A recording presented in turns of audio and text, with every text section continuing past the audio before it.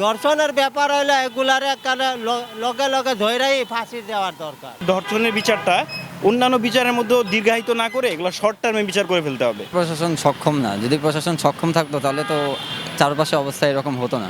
মানুষের সামনে যদি ওর বিচারটা হয় তাহলে এটা অনেক সুন্দর হয়।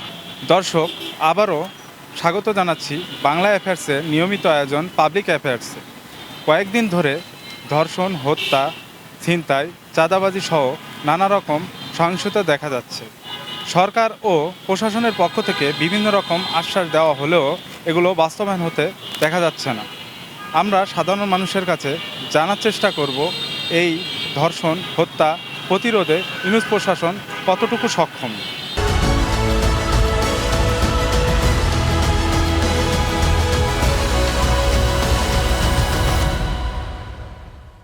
ধর্ষণের ব্যাপার হইলে এগুলার লগে লগে ধৈরাই ফাঁসি দেওয়ার দরকার।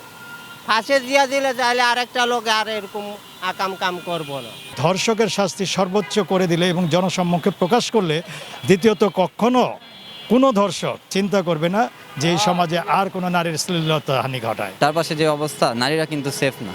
নারী একটা ছোট 3 বছর বাচ্চা, তারও ধর্ষণ হয়ে যাচ্ছে, ঠিক আছে, তারা সেফ না। তো আসলে এখন এই দেশে সেফটি নিয়ে কেউ নাই। একটা মেন যে একটা রাষ্ট্র বা দেশে একটা প্রাইম মিনিস্টার বা সে যে একটা রেসপন্সিবিলিটি নেয় যে আসলে জনগণ সেফ, সেই সেফটা এখন নাই। ইসলামের আইনে যেভাবে সাজা দেয় ওইভাবে যদি আমাদের দেশে যদি টুকটাক সাজা দেওয়া হয়তো তাহলে এই ধর্ষণ জীবনে আর হতো না। সরকার তিনি এদিকে একটু ফলো আপটা কম করতেছে আমার যেটা মনে হচ্ছে। তো এই যে অপরাধীদের আমার মন্তব্য হচ্ছে যে অপরাধীদের ওপেন জনসম্মুখে ফাঁসি দেওয়া। ধর্ষণ এটা তো আসলে মানুষের নীতিগত জায়গা থেকে পরিবর্তন হতে হবে। আমি সরাসরি বলবো এটা আসলে অমানুষ। তো অমানুষের বিচার মৃত্যুদণ্ডই হওয়া উচিত। পুলিশের এই অ্যাক্টিভিটির প্রবলেম যে আছে এটা বুঝতে পেরে সবাই সুযোগ নিচ্ছে। ধর্ষণের বিচারটা অন্যান্য বিচারের মধ্যে দীর্ঘায়িত না করে এগুলো শর্ট টার্মে বিচার করে ফেলতে হবে। ইনস্ট্যান্ট এই জাস্ট ইনভেস্টিগেশনটা শেষ হবে, সাথে সাথে বিচারটা করে ফেলতে হবে 1 সপ্তাহ কি 2 সপ্তাহের মধ্যে। ইউনূস সরকারের যে প্রশাসন, পুলিশ প্রশাসন একেবারে ঠিক মতন কাজ করছে না। 7-8 মাসের মধ্যে আমরা দেখতেছি যে দ্বিগুণ 3 গুণ ধর্ষণ বেড়ে গেছে এবং নির্যাতন সঙ্গে মেয়েদের রাস্তাঘাটে তারা স্বাধীনভাবে চলতে পারতেছে না।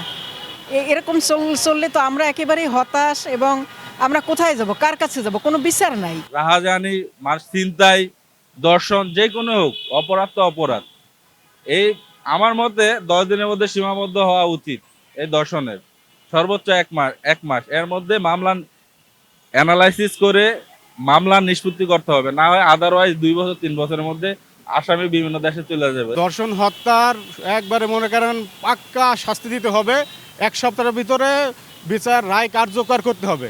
রায় দিয়ে বিচার কার্যকর করতে হবে। রায় দিয়ে আমি থানা জেলে আটকায় রেখে দিলাম, ওটা কিন্তু কার্যকর না।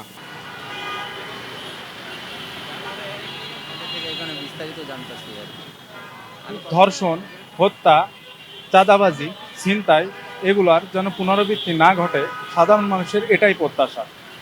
এ ধরনের ভিন্ন কিছু দেখতে চোখ রাখুন পাবলিক অ্যাফেয়ার্সে।